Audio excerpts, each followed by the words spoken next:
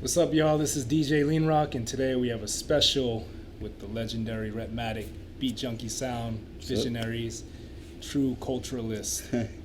So, just wanted to introduce yourself a little bit and. Well, yes, as my good friend Lean Rock says, my name is Rhettmatic. I'm from a crew called the Beat Junkies. Also represent the Visionaries. I'm a Filipino American that was, I guess, second generation. My parents came here to LA in '68. I was born in Huntington Park, California, and then grew up in Cerritos, California, and pretty much just living here, born and raised per se in LA County. So been DJing for 30 plus years. Been lucky to been involved with the hip hop culture in LA since the early '80s when it first started coming out here from the East Coast. Because during those days, hip hop wasn't we were behind, compared to New York. So I got to experience it around like '83, '84. Okay. Yeah. And what was that environment like during that time? It was very interesting because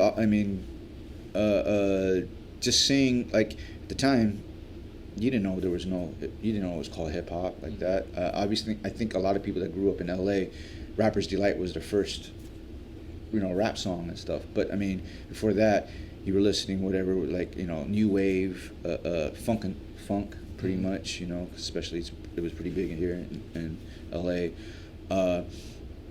And a lot of my friends, older brothers and sisters, were already, they were starting to see all this stuff.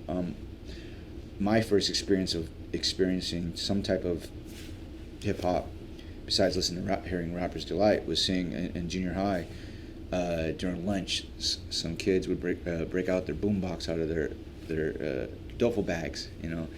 and they would press the tape player, and then I remember first hearing. Looking for the Perfect Beat. Oh, wow. By African Bambaataa and Soul Sonic Force. And next you know, they started popping. I was like, what the hell is this? So that was kind of like my taste of it. And then from then on, I just kind of got hooked. And then eventually certain things started coming on. There was a show called That's Incredible that showed the Floor Masters, which is now known as the New York City Breakers. Then there was a show called I in LA, and this is when I saw like Boogaloo Shrimp and Shabadoo, like, they're experiencing showing street dancing. And then eventually, we had stations like 1580 KD AM, 1580 AM KD. There was 1230 KGFJ. There was KGLH 102.3 FM. A lot of stations. I mean, LA, our biggest station was obviously 1580 AM KD. That was like the first 24-hour rap station per se. They didn't play all rap, but it was just like they. What was some of like the music that they were playing? They were playing obviously hip hop that was coming from New York. Then they were playing also local, like Ice-T, World Class Wrecking Crew, Uncle Jam's Army. But they were also playing like Sherelle, The Time, The Prince. They were also playing like Nocera, Debbie Deb, just a little bit mixture of everything and stuff. And then of course when they were started, our first heroes were like Uncle Jam's Army, which is Egyptian Lover, Mr. Prince, DJ Bobcat, World Class Wrecking Crew, which is Dr. Dre and DJ Yella, and then eventually the K-Day Mixmasters with Tony G, Julio G, Joe Cooley, and many more and stuff like that. So got this, just to hear that growing up was an incredible experience. That was like the foundation of hip hop over here. Yeah, totally. How was it being like a Filipino American getting involved into hip hop? It was interesting because already I didn't know. I mean, the jokes is that Filipinos are like the Puerto Ricans of the West Coast and stuff, but Asians in general were involved already in hip hop. At least when I was growing up, they were ready to, like, they were obviously Japanese b-boys or DJs, Filipino graph artists. There were no rappers at the time because Asian culture, we weren't very outspoken. So most of the time it was mostly, expressing ourselves through DJing, graph, or dancing and stuff. But yeah. Do you have any names that like pop up Well, at that time? yeah. Well, for me, so there's a locally wise. So there was three cats. I mean, they were like in terms of DJing, they were my personal heroes. So two of them were African American. One was name was Arabian Night, who's now known as Psycho from Insane Poetry. He was a DJ, but he became a rapper. There was a cat named, which ironically was kind of as a joke. I was named after DJ Scratchmatic. Eventually turned his name to Antron because he became one of the first DJs after the Glove, I believe, and won a DJ battle. And his name was Anthony, so he changed it to Antron. And then one more person, his name is Kurt. So he's OG Beat Junkie member, 1 year older than me. He was Filipino, he was Filipino, and he was one at the time. He was like one of the very few Filipino Americans that were like respected within the hip hop community, especially during that time. It was mostly blacks and Latinos. So for him to be respected within the blacks and Latinos, and he was cutting it up like as some of the best during the time. He was Mike Hubert. So I would say he was my, in terms of his DJs. I mean, there were other b-boys, Filipino b-boys, and graph artists, but Curse was was Mike Hubert. So before you got into DJing, you were actually a popper and writer. Yeah. So when I saw him DJ, I was like, oh, it's someone that kind of looks like me, or like I want to do that. So that's kind of like how. Can you tell us a little bit about popping and your writing? Yeah, so popping. I mean, obviously, like I said, like junior high, seeing cats popping. That's what I want. And so I was like, oh, okay, they're all these moves. There was a local group in my school called Mechanical Illusions. They were like the premier popping group where I was growing up. There was a cat named Peter Gomez. He was a Filipino American b-boy. There was a group called from Atomic Boppers. He eventually became. He was in the documentary Breaking and Entering, and he was in that. I don't know if you remember that TV show Fame. I don't remember that. Oh shit! Okay, so there's a movie. I wasn't born. Yeah, right. There was a movie called Fame, that was based upon in New York of like one of those performing arts schools, and they made it a TV show. So they made and there was a scene where there was a battle scene and stuff, and ironically, all the people that were in Breaking and Entering was based in that particular TV show. If you YouTube it, Fame, and Ice-T was in it, because Ice-T was in that movie Breaking and in that documentary Breaking and Entering. There was a group called Blue City Crew, which eventually dope popping crew from Carson, Wilmington, Samoans, eventually became Booyah Tribe, and they were like one of the dopest poppers and stuff. So they were in that TV show, and so Peter Gomez, who was like, when he made it into that particular that documentary and that and Fame and that scene and stuff, it was like a big thing for us locally. It's like, oh shit, there's a Filipino b-boy breakdancer, and like it was a big thing. So so that was at least for Cerritos. But eventually all the things were happening was more in LA, like you heard about Radiotron and stuff like that. So but and then during that time, a lot of people, they would try different elements. Can you explain the importance of that? Yeah, I and the correlations maybe. The correlations, well, growing up, you did like even though you didn't know it was the elements and stuff, you did at least, there are 4 elements obviously, with DJing, MCing, b-boying, and graph. You did at least 2 out of the 4 elements. And like you're saying, I started out as a popper and a graph artist. Of course I saw friends doing whatever they're doing, so I picked up on that and stuff. So and then I can't rap for shit, so that's why I did 3 out of the 4. So I'm with you. I'm the same. Right. Right. Were you part of any DJ crew during this time, like pre-Beat Junkie era? Well, I mean, yeah. And like, who were some of your mentors right during that time? So again, so I was telling you my 3 influences in terms of personal, besides you mentioned Curse was right. Like, so he was kind of he was a mentor. He was like a big brother. Like he's my Cuber. Like I would watch him. He didn't teach me anything. I more like watch him. I was kind of like his record boy at times. Just carry his records, but I just watch, and during those times, there's like mobile DJing. There's there was not really DJ crews, it was more mobile DJing, and at the time everybody had a mobile DJ crew. Like you couldn't afford, like one person would have couldn't afford one turntable, the other person another turntable. That person owns a mixer, that person has a record, and we became a crew and stuff like that. And obviously there was like 10 of us that we go to a house party, eventually doing bigger parties. Everybody would set up equipment and stuff like that. But there were like, obviously Uncle Jam's Army was like the epitome of a mobile DJ production crew, because they were doing big things already.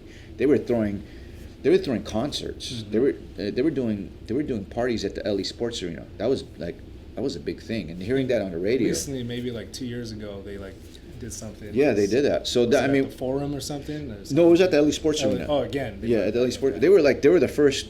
You would hear on the radio like Uncle Jam's Army at the LA Sports Arena. Like it was just like, wow.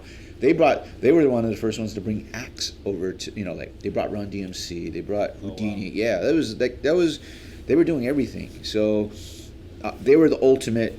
But then each city or whatever you're from, they would have their own not necessarily DJ crew, but mobile DJ. Mm-hmm. I guess it's a DJ crew, but it's mobile DJs. But not to what you consider a DJ crew now. Yeah. But back then, you were doing house parties, you were doing weddings, you were doing you're doing bar mitzvahs or whatever and stuff, keg parties and stuff like that. So, so years later down the road, you end up meeting J-Rock and a few other junkies. Can you talk about that experience, just right. the start of the Beat Junkies? Right. So it was interesting because so Curse and I and another cat named What, another OG Beat Junkie member, we were doing our own thing, but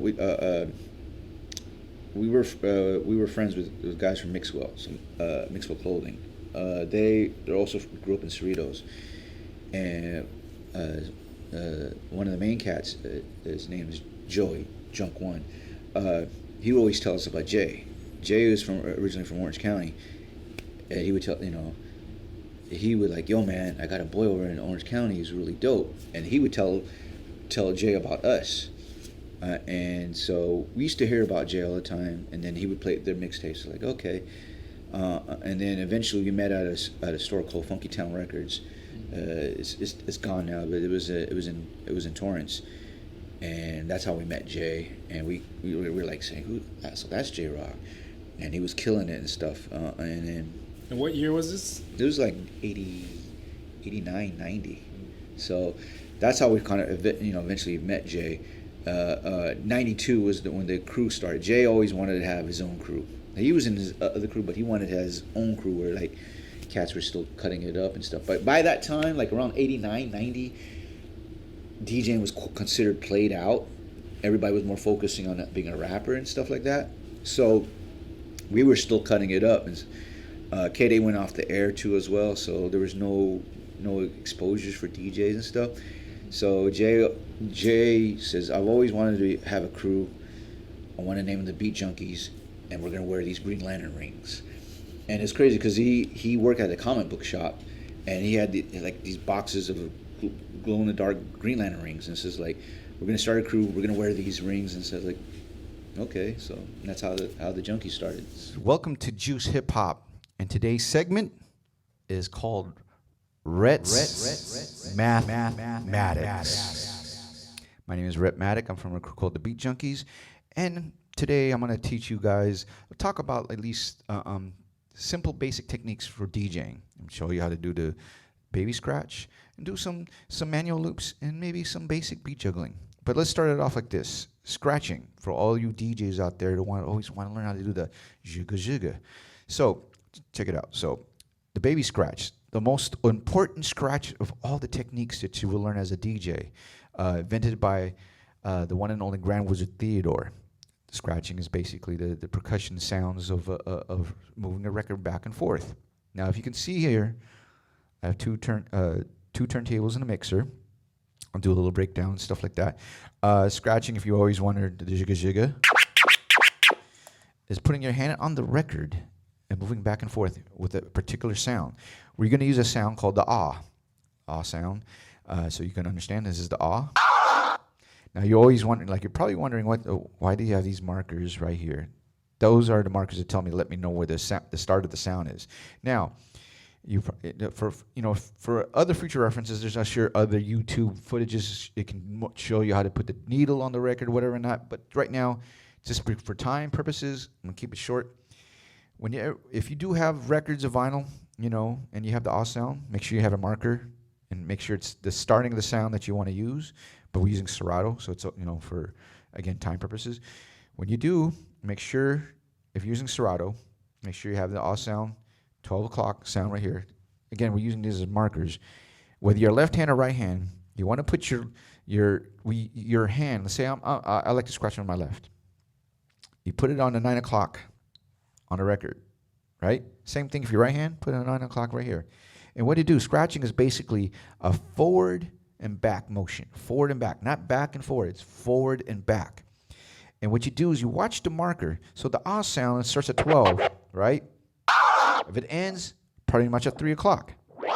Bring it back. Now, you keep your hand on 9 o'clock. If you notice, like some people like to have their hand on the 9 o'clock on the record like this. I like to have my hand more closer to the label, to this record label right here. Reason why is because sometimes you have better control, and like it's like you're making a turn.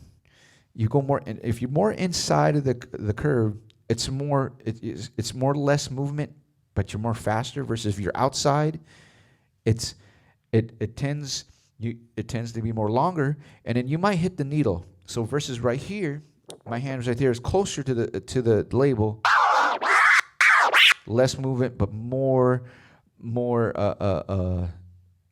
less movement, but more space, more real estate. Now, I always do is have my hand on 9 o'clock. If you look at the marker, again, as I push forward, keep my hand on. Now, you don't want your hand pressing too hard on the record. If you see it, you see this platter, it's stop. You want to have enough pressure where you hold the record in place, right? Now, the fader, you see the fader is all the way open so you can hear the sound. What I want to do is go scratch the record from 12 to 3, right? Bring it back, all the way back to the 12. So always start off and end off where you're at. Again, forward, 3 o'clock, back to 12 o'clock. Now that's for one sound, like for a forward motion and back. Now if you want to get faster, the distance is shorter. So it's pretty much like maybe 12 to 1. Again, that's baby scratching. See? As I get faster. Now, again, if you have a long sound, see where it starts. It says at 12. Ends around 3 or 4 o'clock. Bring it back. Now, if you have a shorter sound, like say it starts at say 6, 7. It's a short sound. Now, the thing is, you got to be careful that you watch the sound and hear the sound. Okay?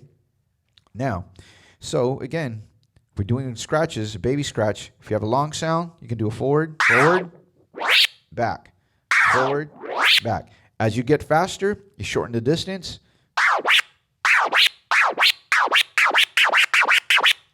Same thing.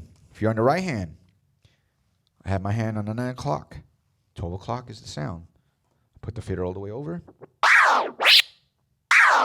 See, 12 to 3, back to 2. Now you notice how my hands still stay on the record, and when I bring it back, always back at 9. So again, as it gets shorter, I want to get faster. I shorten the distance.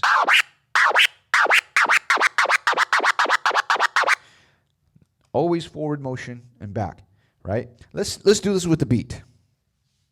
And what you have to understand with scratching, it's always percussive. And you always want to go with the beat. So if you guys are b-boys or dancers or poppers, you always want to nod your head to the beat so you be on time, right? So let's do this.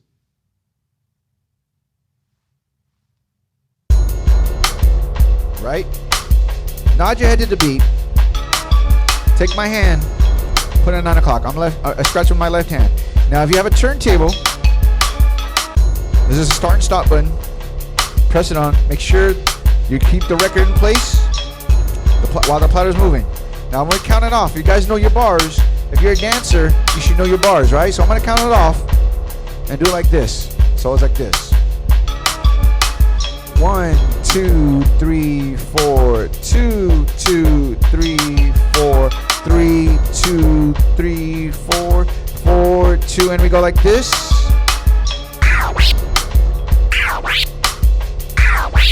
Now, if you're following along and you have turntables, you guys can copy me. So we'll do almost like a Q&A, almost like a drill. So check it out. And you guys will copy the sounds I do. Try the movements. Make sure to watch your markers and listen to the sound. 5, 6, and it goes like this.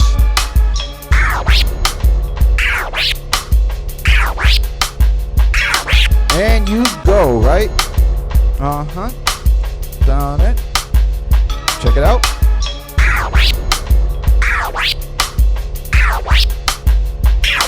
And you forward, forward, forward. Now we're gonna do it faster. Check it out.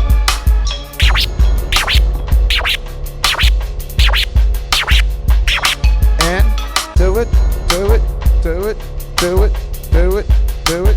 One more time.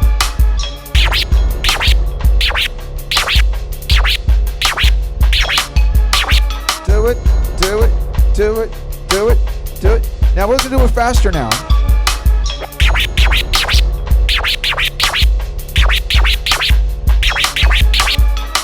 You do it too. There you go. One more time, guys.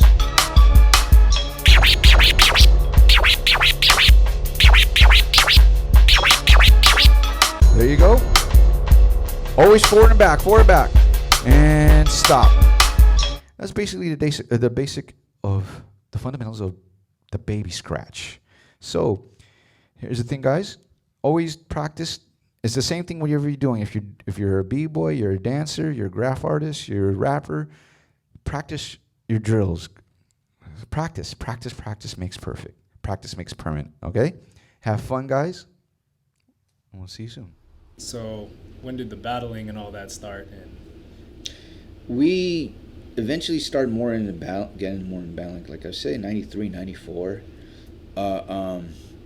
We were big fans of watching the DMC battles and the New Mix Seminar Battle for World Supremacy battles. So there was like two major battles. DMC was more of a 6-minute showcase. The New Mix Seminar battles were like head-to-head brackets and stuff like that. So you only got 1 minute. So, and it was a big thing if you entered. You know, that was the thing to like if you got into those battles and stuff. There was like small battles, but that was from my understanding during that time. Like, that's the like you like especially it was rough. It was like a Live at the Apollo type thing. Yeah. They'll boo your ass. Yeah. Like, you know, especially if you go to New York. You know, if you made it to New York, and you hear the saying goes, like, if you make it in New York, you can make it anywhere. Mm-hmm.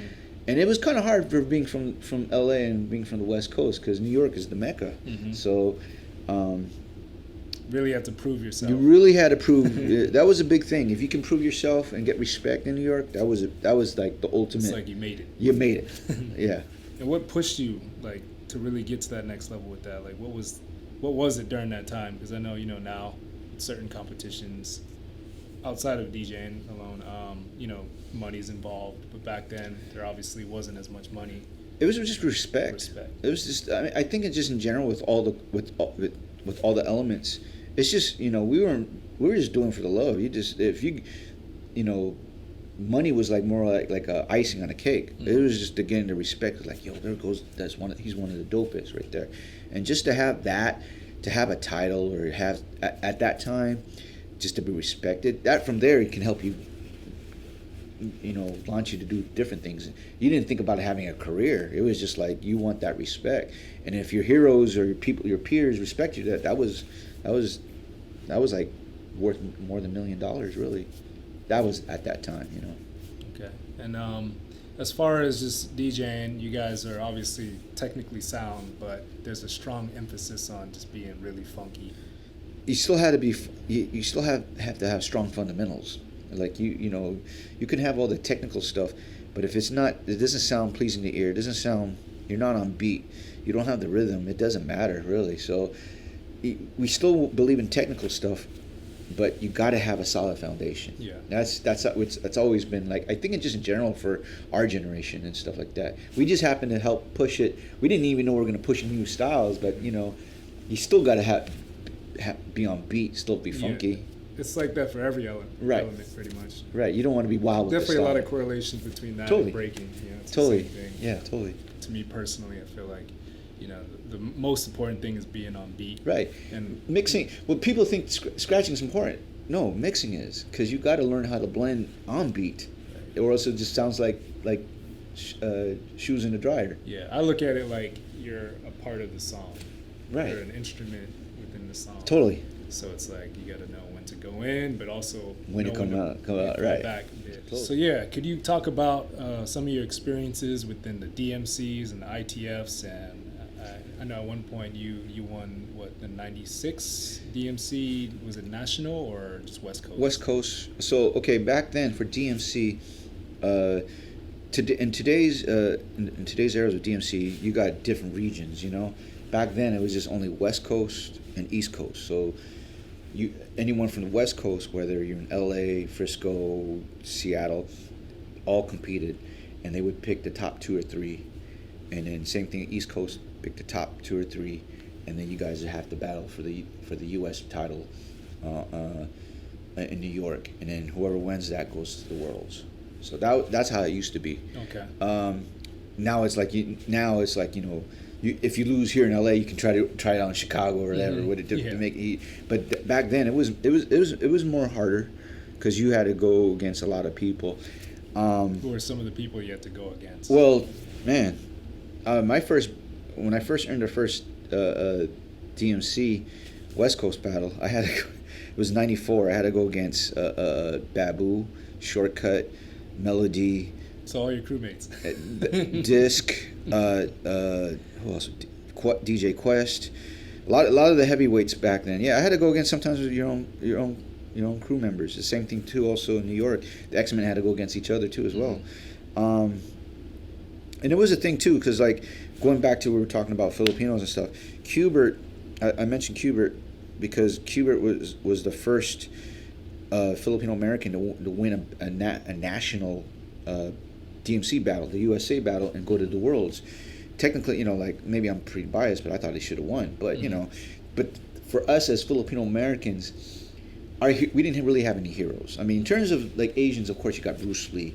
The closest for us Filipinos we got is Dan Inosanto, who's Bruce Lee's right hand man, who taught Bruce Lee how to do nunchucks and the scrimmage sticks. You can see him on Game of Death. He's the one doing the nunchucks. That was probably our closest heroes. Other than that, it was just our parents. We didn't really have any heroes. So when we see someone like Qbert that won, it's like okay, it made it legitimate. So that kind of for us is for some of us that pushed us. Okay, we can do this. If you can do it, you can do it too. Yeah. So. I won the '96 DMC West Coast battle. It was my first, I guess, solo battle. I mean, not my first solo. I'd entered battles and stuff, but I almost was about to hang it up until I won '96. And what was that? Just because it's frustration getting either second place, third place, whatever, you know. And I just like, you know what? I just want. I went in the mentality of, like, I just want to do a good set. Because if you made it on the videotape, that, you know, like DMC used to sell videotapes of the battles, and if you made it on there, that was something. And then if you did it and you did real good, even if you didn't win the battle, if you got respect, it's like, you know, because they're like, oh man, he won, but oh man, I like this cat right here. And that was one of the biggest thing. If I made it to the videotape, even if I didn't win, and if I did a great set, that's all I can ask for. Yeah. And lo and behold, I won and shit. I didn't expect to win. I was just like, I just want to do a good set and call it a day. Yeah. And you know, I'll hang it up. And luckily, I made it to there. And then from there, got into the team. When the teams started coming in, that's when we started competing for the teams and stuff. So, but that was when I had to go to New York. I had to go against Craze, Rolly Roll, Total Eclipse, DJ Slice. It was a tough competition. Yeah, I was like one or two of the only West Coast, and the rest were like East Coast and stuff like that. So it was kind of like it was stressful. Yeah, what were some of those lessons that you learned from those battles? that maybe learn- you could apply to life as well? Just got to learn how to recover. Like, you hear the thing is about, like, got to learn how to recover from mistakes. You can't dwell on it. As long as you do it do your best and stuff, and just, just can't worry about what other people are gonna say. You can't please everyone. Mm-hmm. That's one thing. That was one of the hardest lessons I had to learn.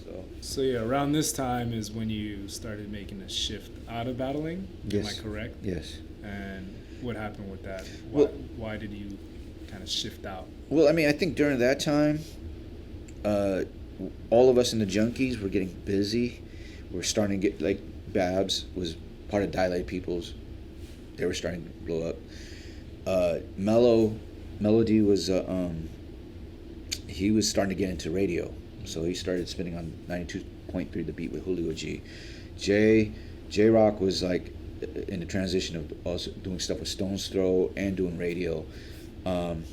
Shortcut and D-Styles obviously were all, they were part of also the Beat Junkies, but they were also members of Invisible Scratch Pickles. So they were doing all this stuff. Like a lot of people, it was just that time. Started touring. Yeah, so it was like we were getting opportunities and stuff like that. And of course, with the Visionaries.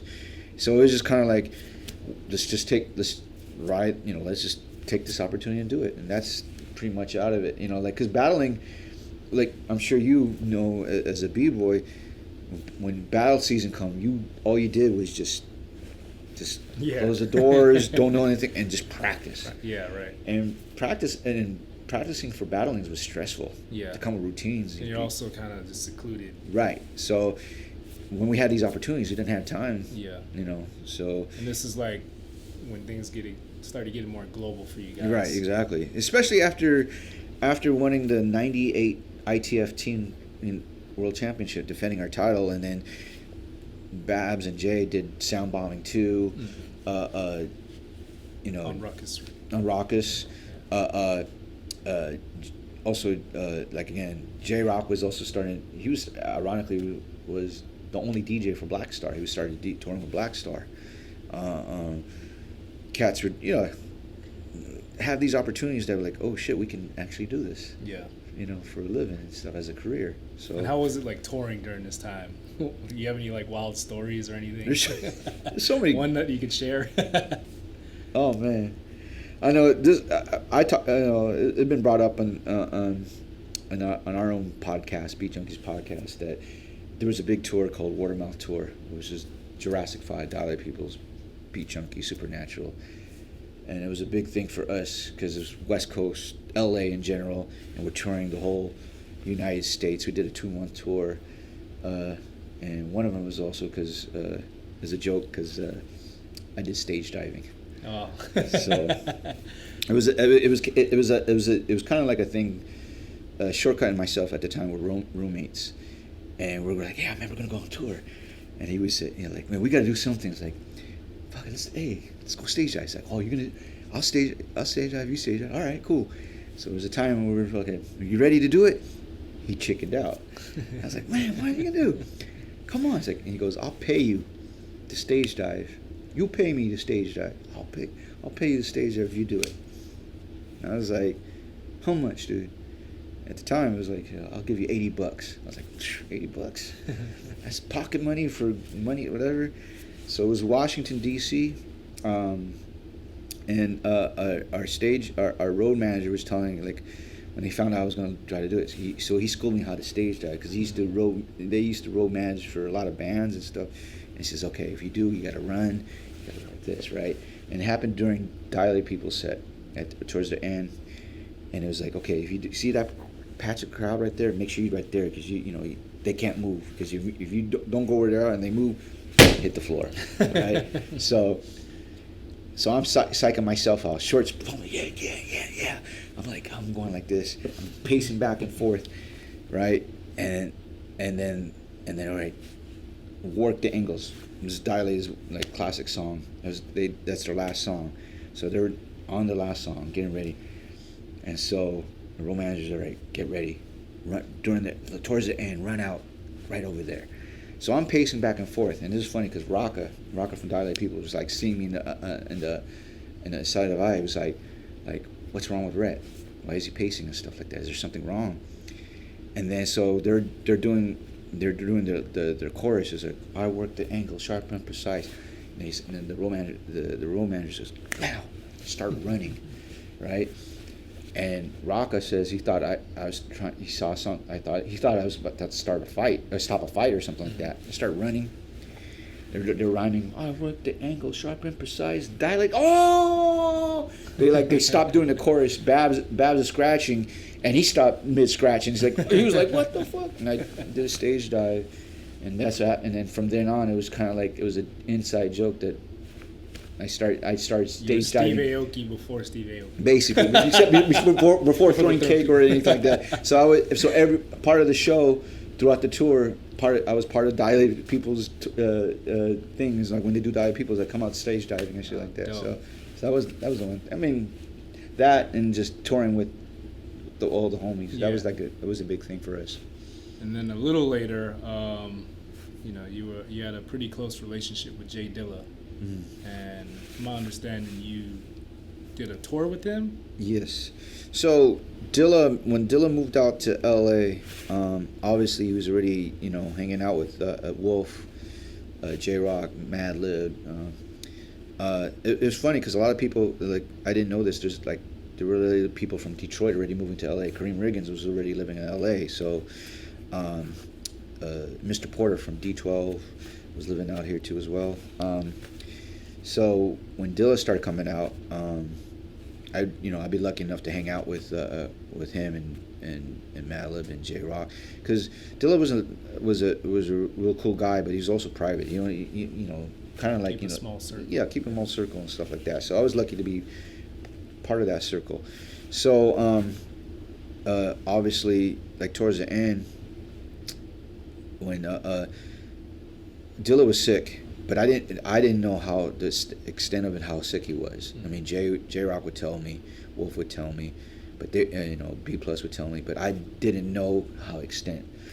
When Dilla wanted to go on the road, he wanted Jay to DJ, but Jay couldn't do it because he was ready to go on the road with Madlib, and Jay's basically the third member of J-Lib, So when I got the call from Dilla, because it was Dilla, Frank and Dank, Fat Cat, and they said, the word got out. I was like, yo, man, Dilla wants you to DJ for him. So and he calls me, hey, man, you want to, let's roll out. I was like, okay. And it was funny because my own relationship with Dilla was like, when I hang out with them, I was like, what's up, dude? Need some cuts? I know you got Jay, but I got you. Yeah, man, yeah. But when he called me, he says, yeah, man, you ready to roll out? I was like, yeah, I got you. And then when I got to the airport, I didn't know he was in a wheelchair and shit like that. That's when it hit me like that. I was like, oh shit, he's that sick. Yeah. And stuff. So in hindsight, he knew it was his last tour, whatever, because he brought Fat Cat and Frank and Dank. He grew up, that's his best friends. Fat Cat's that's part of the circle and stuff. Mrs. Yancey, Ma Dukes, came along.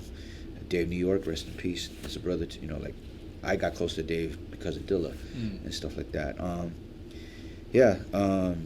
In hindsight, it was crazy just to have him, just to DJ for him.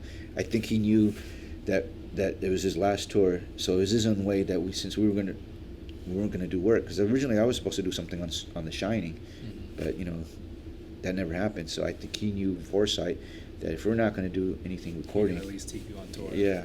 So, and that was and that how I also became close with Ma Dukes, with Frank and Dank and Fat Cat and Dave New York. That's because of Dilla and stuff. So, and then the craziest thing is I told Jay, he's like, yo, man, thanks for recommending Dilla to ask me. He's like, I didn't say nothing. He just did it on himself. So, wow. So I was kind of like, an honor. Yeah. Welcome, y'all, to Juice Hip Hop. This segment is Rhett's Mathematics. In this particular segment, we're going to learn about manual loops.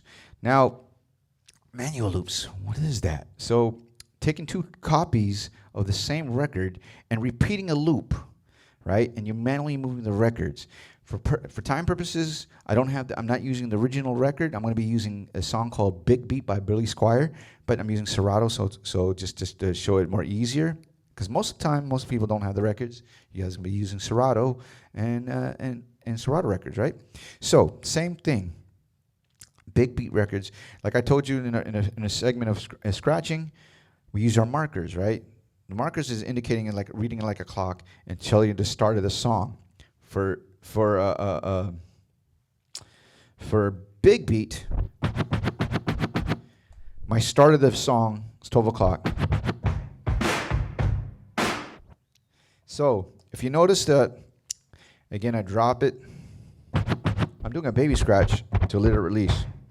Now this is where it kind of get a little bit kind of tricky, but at least you guys understand the concept.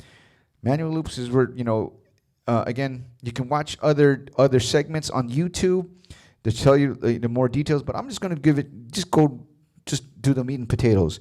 What I want to do in manual looping is repeat the beat nonstop without breaking it, and maybe add a scratching to it, right?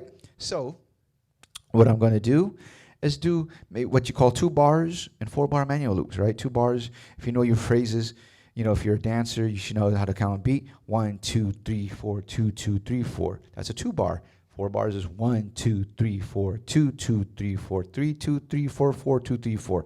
I'll be letting this record go, watching the markers. So here it is. Basically, I drop it down and see how many revolutions of the markers or so. We'll also count.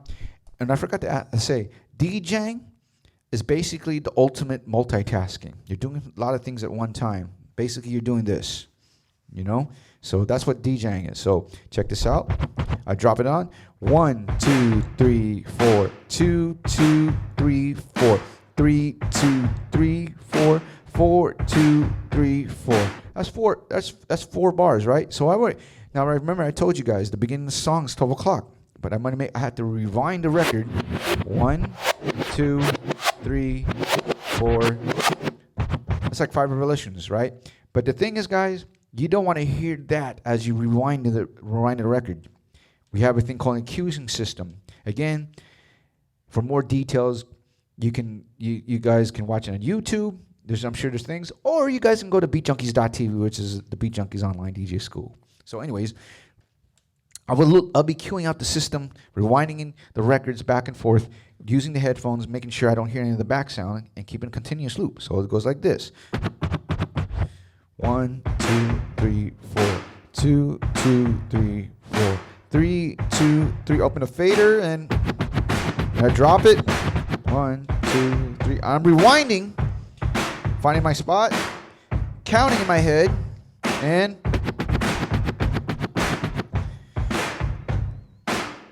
I'm getting my Jam Master J on me now. So check it out. So I'm going to see if I'm going to do continuous. Right there, see? Not even out of scratching. I'm just dropping it. I've been knowing how to drop it on the 1.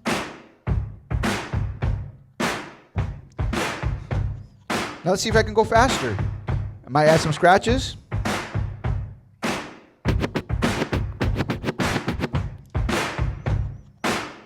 Go for 2 bars.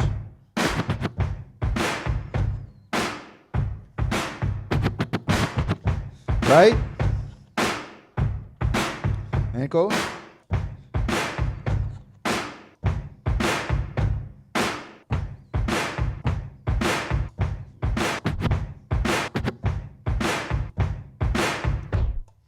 And that's what you call manual loops. Thank you.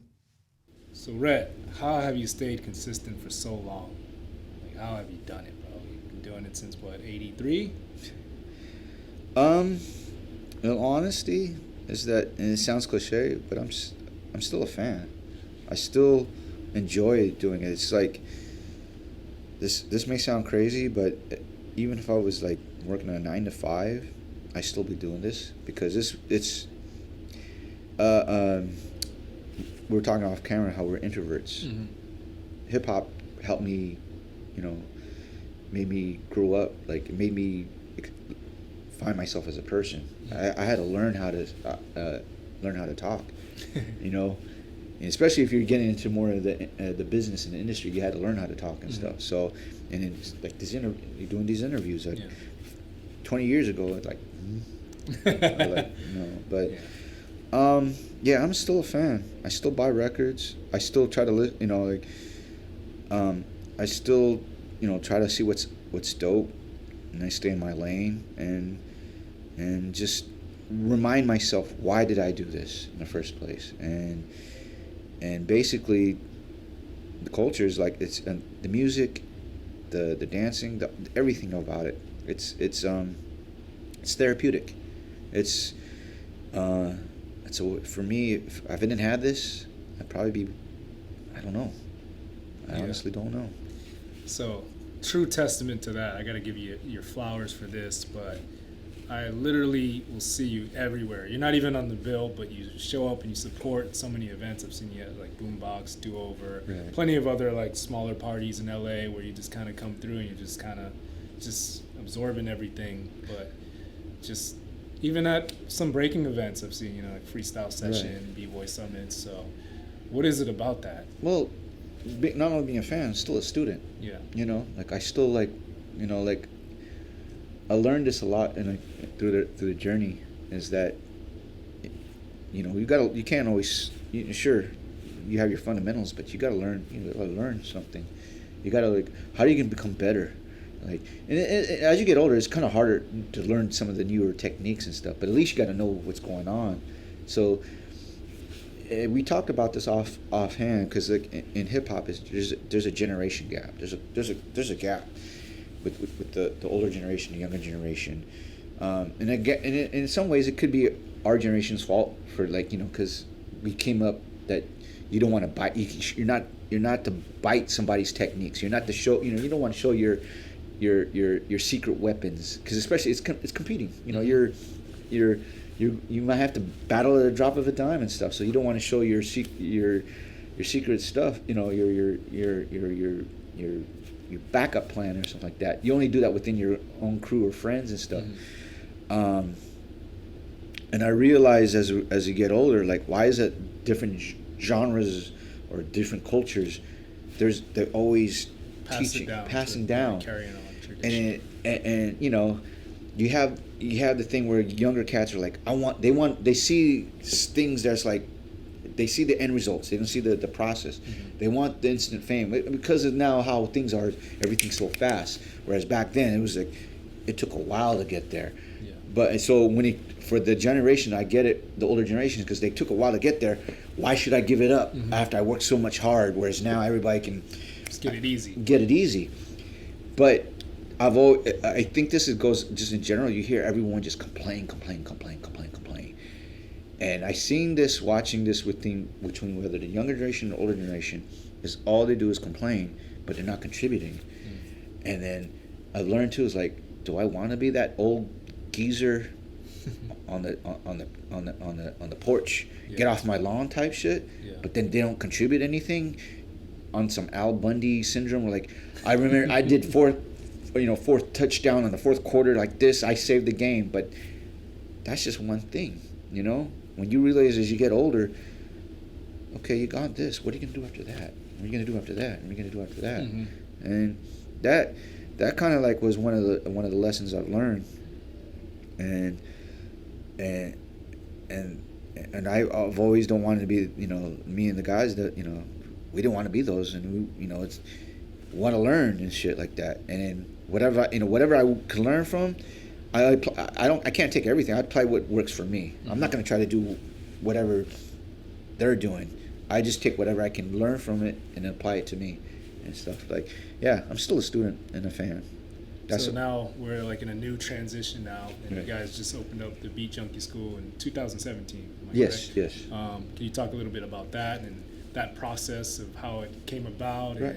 Well, it goes back to, again, we're saying, it's like, do we want to be the persons that because there was during that time, ironically, 2017, you see in social media, everybody's talking about, man, DJing. Oh man, they don't know what they're doing. There's so many complaints, and we just watch and looking. We could have got caught up talking all that stuff too. I mean, sometimes we probably do, but but watching this, it's just like, damn, it's so draining and stuff. And ironically, it was D Styles who brought up the ideas, like, you know, why don't we open up a school? Like, we're like, huh? Like, why? And, you know, because, you know, we still were in that mind frame of like, you don't show your, you know, we're still, you know, like, why you want to show your stuff? But he made it at a point where it's like, what happens to a lot of champions, especially champion boxers or something like that, or they open a gym and they share their knowledge, you know, when they retire or something like that. Not saying that we retired, but he was saying like, this could be something we can do, especially as after we celebrated our 20-year anniversary in 2012. We didn't know how like how people were still checking out for us, and we used that as like, okay, let's keep on going. When he explained that, and plus is like, you know, what are we going to do? Because we can't be touring all the time. We're getting, you know, there's going to be another generation. We can't kind of keep up with the Jones. We got to do something different. And so when he put that analogy, is like opening up a gym and sharing the next generation the knowledge, it was like, I never thought about that. You know, we all were like, okay. And that's how it came about. Chalk, out of all of us, Mr. Chalk was like, he's a veteran in teaching, because he was teaching at another school. And we said, look, you know, you want to teach at another school, or you want to teach with us? And he's the one that taught us how to teach, how to break down, you know, how to teach, how to DJ and stuff like that. So it's like, now you're becoming a teacher, right, but you're still a student. Yes. You're learning how to teach. Right. Because the interesting thing, I'm sure the same thing with you in terms of breaking is like, sure, if we're among us, if you do a footwork to this and this and this, it's easy because we don't understand the language. But how do you tell someone that has no clue? No clue. Yeah. Like how you put a needle on the record. Why do you put your hand? And you never, I was like, oh shit, it's not easy as you think. And then when they ask you questions, it's like, I never thought about that. And it kind of humbles you. Yeah. It actually does humble you, because you like, you really know, you got to really learn how to like break it down and show them how to see, how to do that. And then when you see that person catch the light and they understand what you're telling, that's like, wow, that's like a biggest feeling. I was like, wow, they learned that from me because I explained that to them, and then now they're doing this. So you know, and to see their smile on their faces, I'm sure the same thing when you seeing someone how to do a technique and they're like, I got it. Yeah. Of all the hard work they did, and they finally got it, and it's like, you know, that's one of the best feelings you can ever have. Do you have like any success stories with some of your students? I don't know if that just them just going out. I mean, some of them are doing a lot of stuff locally. Some of our students have been on the Boom Bap Kids. That's a big thing, you know. That's tight. That shout out to the Boom Bap Kids. Yeah, some our kids, they're incredible. I mean, kids are, you know, you should know this. Kids, they're like sponges. Yeah, pick up fast. They pick up fast, and it's like when they see this, I was like, damn, I gotta start practicing. You know, like oh man, what I learned in 20 years, they're learning in 2 years and stuff, and they're like killing it. It's just an inspiration just to see them seeing that. And someone said to us, we never really thought about it. It says that's you know, that's your legacy. And it's like, you know, like, because to us we're still doing it. That's why we're not, you know, we're not thinking we're setting a legacy. We still doing. We love what we're doing. That's the thing. It's just we're doing this till the day I die. If the school, I wish there's some. Is this made out of wood? I don't know, but like. You know, hopefully our school still keeps on going, but whatever happens, you know, we're still going to be doing this because this is part of our lives. It's in our blood, right? So, and it's like the same thing as you would get into DJing. You'd love it. You know, you did it because it's not, oh, I got to find it. No, you found a passion and stuff like that. So, yeah. And at some point you got into Brazilian Jiu Jitsu. So how did that come about? Were you like going through something personal? Like, were you dealing with like some sort of mental fatigue with DJing, or just some personal things in your life? I think I got into Brazilian Jiu-Jitsu pretty late in the game. You know, I'm 52. I started, I was 45, and it was a new. I needed, you know, I needed an outlet in terms of like changing my lifestyle, because you know, being in the industry, music industry or whatever, you know, the lifestyle is, you know, partying and all that stuff. as we're getting older, it's like, man, you see a lot, harder. yeah, and you see a lot of your friends and peers starting to, deteriorate, especially now in the last couple of years. A lot of our friends and heroes, health wise, passed away because whatever, whatnot. So, and especially when my father passed away, I ended up becoming my mom's caretaker. So, and I was overweight, so I had to figure out something. I hate going to the gym. I hate, I hate running and stuff like that. So I've always liked watching, martial arts, watching the UFCs, and I had friends that were getting into Brazilian Jiu Jitsu and stuff. So has it helped you with your DJing at all too? Which, ironically, I'm glad you brought that up, because the concept of Brazilian Jiu Jitsu I've learned, I applied it to also DJing and teaching and stuff. Two things I learned from it, at least the principles of it. Your ego is not your amigo, and the mats don't lie, because they don't care who you are outside of the mats. If you're in there, it's the truth. Actually, that's one. That's two. There's three. And the last thing I learned, especially what hit me hard, was there's no such thing as losing, only winning and learning. That hit me really hard, saying you got to learn.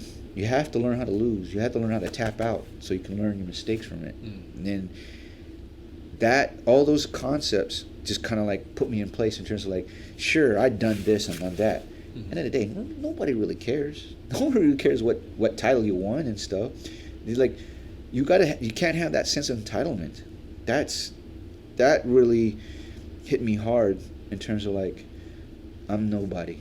I'm just a speck of what's going on. What can I, And so that concepts helped me apply that to DJing and to teaching and stuff like that, and just in general, in life in general. So I'm one of the oldest guys in my school, so I'm getting tapped out by younger cats, by women. So it just makes me, okay, I ain't shit, Yeah. So it's just and then it made me help me enjoy the process of just learning. So now I apply that to DJing, to hip hop and stuff like that. So. And you mentioned 60% of your students are women. Yes. At Beat Junkie School. Shout outs to the ladies of sound. We do have a lot of women. 60% of them are our student body, especially, and they pick up quick. I'm sure it's the same thing too in the breaking scene. You see the women starting just picking up stuff. Yeah. And granted, in hip hop, it's male dominant. Mm-hmm. Things have changed. Women are now starting to be they're picking up things quicker and even probably doing even better. Yeah. And it's very inspiring. And it makes you okay, you gotta put your ego in check, because oh man, this girl's cutting better than me, shit like that. But it's good. It's also good for the culture. Yeah. It's gonna push it forward. Totally. And you're gonna get a whole new styles and just I mean, just watching we were talking watch off camera about seeing some of the videos on the freestyle sessions and stance, and some of the women, was it Body Carnival? Mm-hmm. Oh man, those those the one who it's dope that you know these things. I try to learn. It's crazy, because the Red Bull, which she's Filipino. She lives in logistics. Dude, and she's only how old? 18, I think. She's only 18. God, imagine when she gets to 23, 25, right. 30. Yeah. She hasn't even hit it. And she's already doing, and she's still, it's almost like she's just starting to grade. Mm-hmm. And it's I was damn, that's sick. Yeah.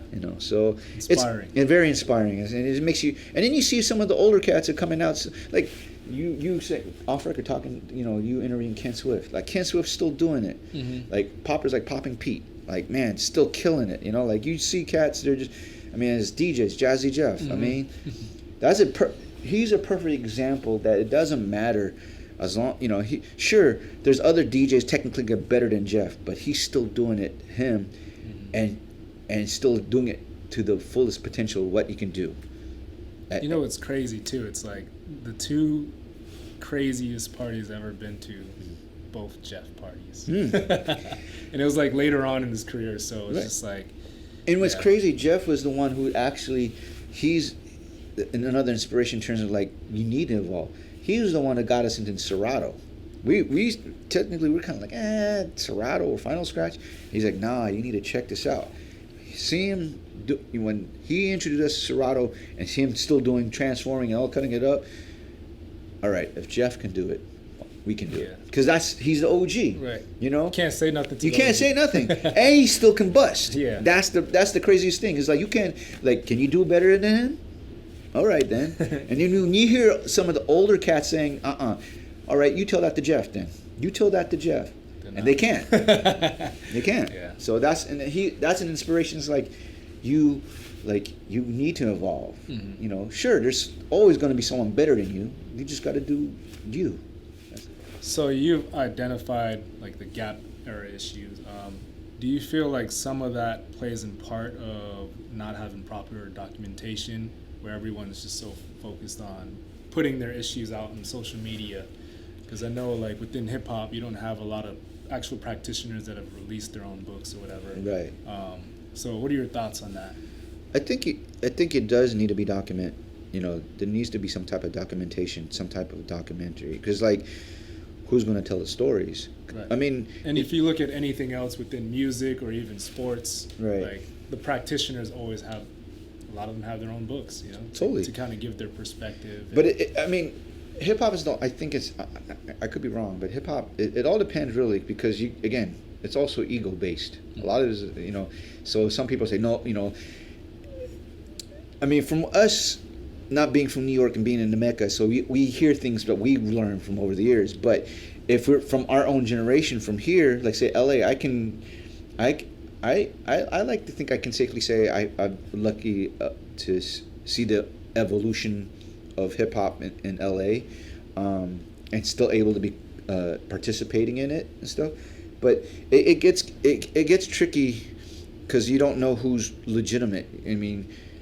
And sometimes, again, it goes back to the essence of cultures. Like we don't share our techniques, our stories and stuff, because you don't want the next man to bite your style, mm-hmm. you know, copy your whatever and stuff like that. You know, afraid that someone might steal your shine.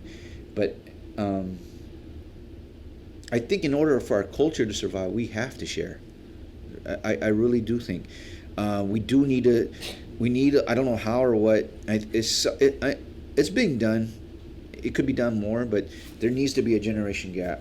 I mean, a generation, you know, the generation needs to get together. And we need to learn from the younger generation, because they're pushing things even faster that we can apply, again, what I was saying earlier, that things that I can apply to my own thing. I don't have to do what they're doing, but you still could learn from them. Yeah. You know, we should learn from them. And then, I mean, it's hard to say, but you know, the generation can learn a lot of the next generation can learn a lot from our generation or the generation before, because it's like, as the saying goes, you won't know where you go until you come where you're coming from and stuff.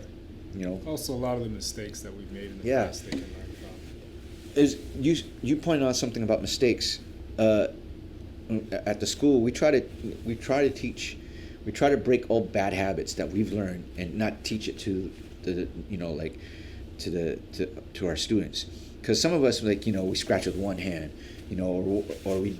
I'm guilty of that. Like that. No, but that's bad habits of that, right? Yeah. You know, so we had to teach ourselves, like, learn to do the basics on both hands. At least, you know, you're gonna find one side is gonna be stronger. It's no matter what. Like if you're up rocking, you like to go down this way, right? Mm-hmm. Same, you know, like it's the same thing. I like to scratch on this side than my right, even though I'm right-handed. But if you can do at least your fundamentals are both hands, it makes your life easier. Right, totally. Yeah. So we're trying to like, the same thing. It's like now you see DJs looking at, when you're with laptops, they're looking at laptops. I'm notorious of, like, they're looking at their laptops, I'll put their lap down.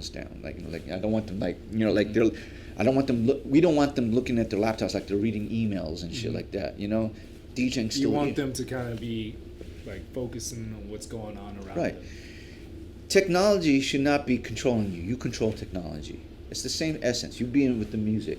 You sure, it makes your life easier, but don't forget what, you know, like, if you didn't have this, you still got to rely on your fundamentals. We tell our students, okay, so what happens if you don't have your laptop? What do you got to use? vinyl. Or if you're on CD DJs, you got to learn how to, like you don't have, sometimes you have only flash drives or maybe CDD, you got only CDs. Mm-hmm. You got to use you got to learn at least enough. You don't have to be the best to of adapt. You got to learn how to adapt. Mm-hmm. That's one thing I've learned over the years is to learn how to adapt. That's life. That's life. I mean, you hit on, that's life in general. You have to learn how to adapt and learn how to just take the punches with it and stuff, and just keep on going. Welcome to Juice Hip Hop, and this particular segment is Rhett's Mathematics. My name is DJ Rhettmatic from the world famous Beat Junkies Institute of Sound, and this particular last segment, this technique I'm going to guys teach you called the kick pops. Oh, what is the kick pops? Well, let me do a quick demonstration. I'm going to be using the song called Impeach the President by the Honey Drippers. With time purposes, I'm using Serato. I'm not using the actual record. So I have it looped up. And what I'm going to do on my other record, lined up, same thing. Kick pops is basically hitting kicks in between the songs and in between the kicks to give it like extra drum kicks, right? What do you mean by that? So here it goes.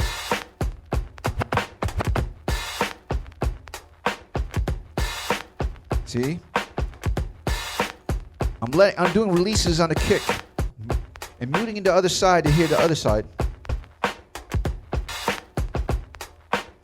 So I'm actually adding extra kicks, right? Now, if you know the intervals of 1, 2, 3, 4, you also might hear if you're advanced dancer or musician, you can go like this. And 1 and 2 and 3 and 4. 1 and 2. I'm gonna hit in between the ands. So it goes like this. Check it out. I think so. 1 and.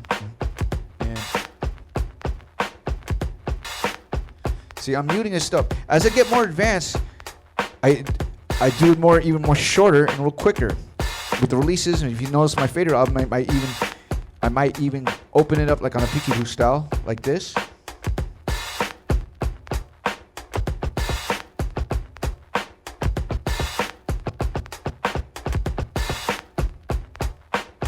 And then we go back to intervals, different intervals. If you have your timing down, you can do all these different things.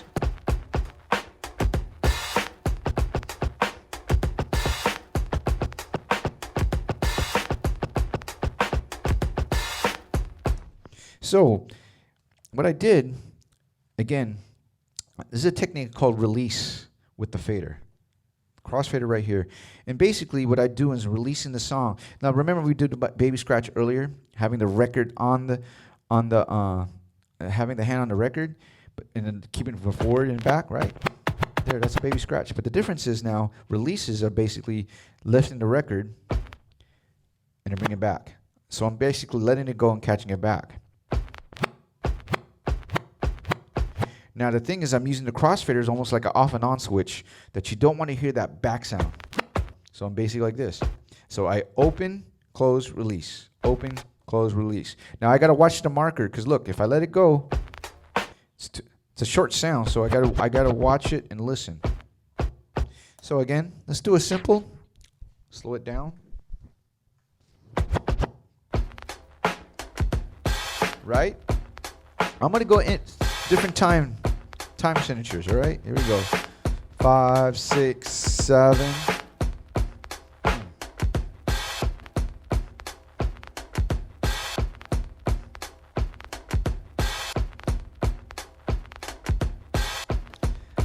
Okay.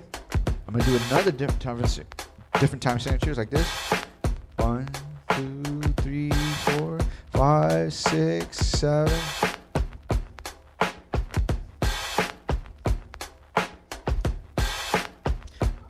I kind of do the kick right before the first kick goes, right?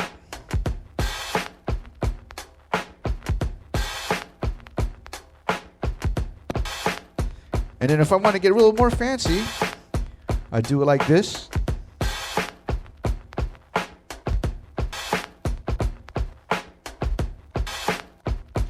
Now if I want to get really, really fancy and get more quicker, I won't do it. I won't have my CrossFitter going all the way down, all the way across. I'll just open it up like this.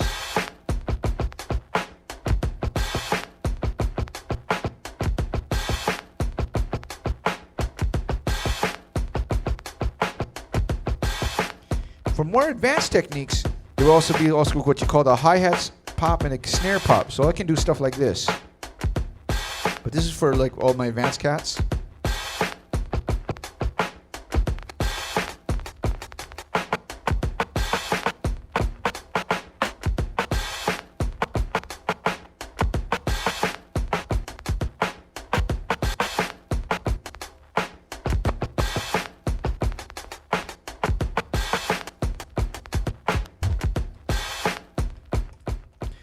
So that's what we call the kick pops. But then you can also, if you learn how to do the using the hi-hats and the snare, you can do the same effect, doing the same timing and stuff like that.